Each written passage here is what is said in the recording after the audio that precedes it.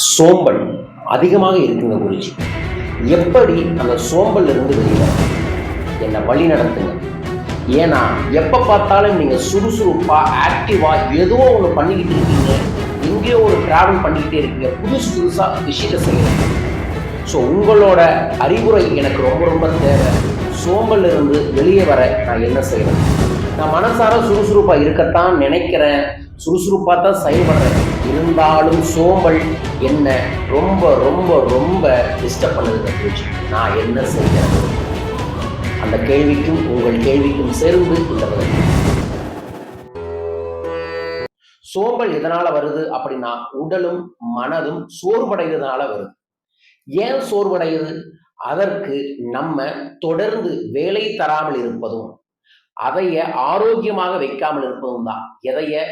மைண்டையும் பாடியையும், உடலையும் மனதையும் நீங்க ஆக்டிவா இல்லாம வச்சுக்கிறதும், அதோட ஆரோக்கியத்தை அதிகப்படுத்துவதற்கான வாய்ப்பை தராமல் இருப்பதும் நமக்கு சோம்பலை உருவாக்கிடும். ஸோ இந்த தன்னம்பிக்கை இருக்கிறவங்களுக்கு எப்பவுமே ஒரு உதாரணம் சொல்லுவாங்க. இரும்பு எப்போது அழியும்னா, இரும்பை இன்னொரு இரும்பு அழிக்காது. ஆனால் இரும்பு துருப்பிடிச்சதுன்னா அதை தானே அழிச்சிடுமாமா. எப்படி? இரும்பு எப்ப துருப்பிடிக்கும்? இயங்காமல் இருக்கும் பொழுது இரும்பு துருப்பிடிக்கும்.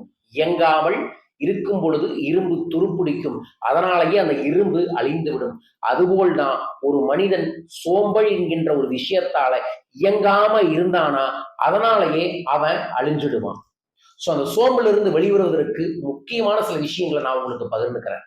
முதல் விஷயம், தினமும் நீங்க உடற்பயிற்சி செய்யுங்க. உடற்பயிற்சி உங்க மனதையும் ஆக்டிவேட் பண்ணும், சுறுசுறுப்பு படுத்தும், உடலையும் சுறுசுறுப்பு படுத்தும். அப்பத்தான் ஏதாவது செயல் செஞ்சா அப்படி வேகமாக நீங்க செயல்படுத்தக்கூடிய வாய்ப்புகளும் சூழல்களும் உங்களுக்கு அமையும். ஸோ ஒரு 10-20 நிமிடங்கள் வேகமாக ஓடுவது, வேகமாக நடப்பது, அல்லது சுறுசுறுப்பான ஏதாவது விளையாட்டுகளை விளையாடுவது போன்ற விஷயங்களை ஒரு நாளைக்கு ஒரு 20 நிமிஷங்கள் செய்ய ஆரம்பிச்சீங்கன்னா, அது உங்களை ஆக்டிவ் பண்ணக்கூடிய முதல் வாய்ப்பை ஏற்படுத்தி தரும்.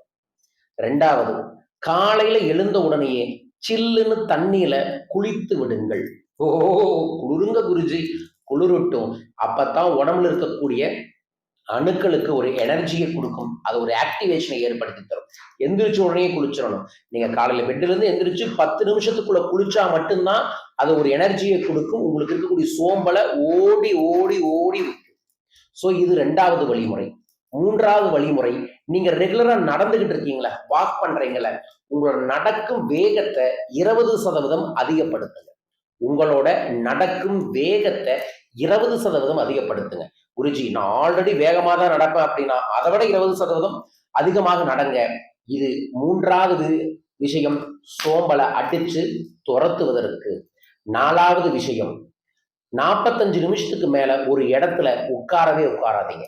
45 நிமிஷத்துக்கு மேல உட்கார்ந்து செய்யற வேலையாக இருந்தாலும் கூட 45 நிமிஷத்துக்கு மேல ஒரே இடத்துல உட்காராதீங்க. என்ன பண்ணலாம்? தண்ணி குடிக்க எந்திரிச்சு போகலாம், பாத்ரூம் போயிட்டு வரலாம், வெளியே போய் டீ சாப்பிட்டு வரலாம், ஒரு சின்ன வாக் பண்ணிட்டு வந்துட்டு ஒரு நல்ல டீப் பிரீத் எடுத்துட்டு வந்துட்டு உட்காரலாம். இது 4வது விஷயம். 5வது விஷயம், எப்போதுமே சூடா ஏதோ ஒன்று குடிச்சுக்கிட்டே இருங்க.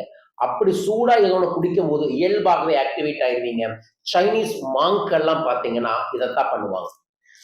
டீ குடிச்சுக்கிட்டே இருப்பாங்க, ஆனா 1 வாய் 2 வாய் தான் குடிப்பாங்க. ஸோ நீங்க என்ன பண்ணுங்கன்னா, டே டு டே லைஃப்ல தண்ணி குடிப்போம்ல, அதையே சுடுதண்ணியாக குடிங்க. சுடுதண்ணி குடிக்கும் போது ஒரு ஆக்டிவேஷன் இயல்பாகவே உங்களுக்கு கிடைக்கும். இது 4வது விஷயம். 5வது விஷயம் ரொம்ப ரொம்ப முக்கியமான ஒரு விஷயம். நீங்க பேசிட்டு இருக்கும் போது தெரிஞ்சோ தெரியாமலோ இப்படி ஒரு கைதட்டு தட்டுங்க. இதுவும் சலோயின் மான்க் அப்படின்னு சொல்லக்கூடியவங்க சிரிக்கும் போது கை தட்டணும்னு ஒரு ரூல்ஸ் வச்சிருக்காங்க. நீங்க கை தட்டுனா சுறுசுறுப்பாகும், கை தட்டுனா ஆக்டிவேட் ஆவீங்க. ஸோ அதைய 1 மணி நேரத்துக்கு ஒரு 10 டைமாவது நான் கை தட்டுவேன் அப்படின்னு பிளான் பண்ணுங்க. இப்படி தட்டாட்டி பரவாயில்ல, இப்படி தட்டுங்க. ஏன்னா சுருன்னு கரண்ட் ஏறுற மாதிரி உடம்புல ஒரு சுறுசுறுப்பை ஏற்படுத்தி தரும். இது 5வது. 6வது விஷயம், உங்களோட உணவு சிவப்பு நிற உணவை கொஞ்சம் நிறைய சேர்த்திக்கங்க. சிவப்பு நிற உணவா என்னங்க குருஜி அப்படின்னு கேட்டீங்கன்னா, பீட்ரூட்டை சேர்த்திக்கலாம், சிவப்பு நிற காய்கறிகளை சேர்த்திக் கொள்ளலாம்.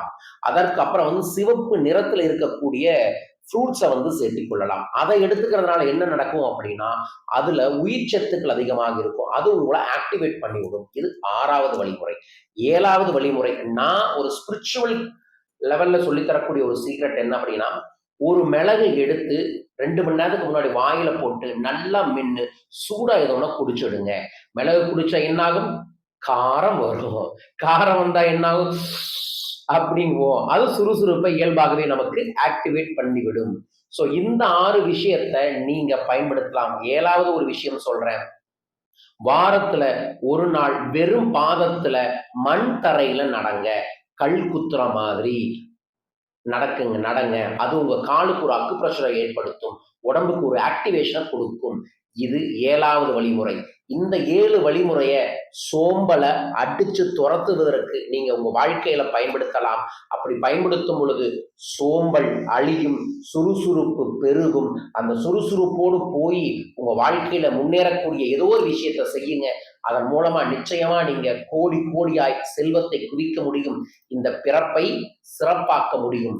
நான் சொன்னது உங்களுக்கு பிடிச்சிருந்துச்சுன்னா 7 அப்படின்னு கமெண்ட் பாக்ஸ்ல மென்ஷன் பண்ணிட்டு இந்த பெல் பட்டனை பிரஸ் பண்ணி சப்ஸ்கிரைப் பண்ணுங்க. இந்த பதிவை நிறைய பேருக்கு பகிர்ந்து கொள்ளுங்க. ஏன்னா இளைஞர்கள் அதிகமாக இருக்காங்க. அவங்ககிட்ட அதை விட அதிகமாக இருக்கிறது சோம்பல். ஒரு மனிதன் சோம்பேறியாக இருந்தால் காணாமல் போய் விடுவான். நீ சும்மா உட்கார்ந்திருந்தா சிலந்தி வளையும் உன்னை சிறை பிடிக்கும். எழுந்து நடந்தால் கம்பிச் சிறையையும் கூட உடைத்தெறிந்து நீ மேலே வர முடியும். உன்னால் முடியும். இந்த சோம்பலை விட்டு வெளியே வர முடியும் என்று இன்று முதல் முயற்சி செய். வெற்றி நிச்சயம்.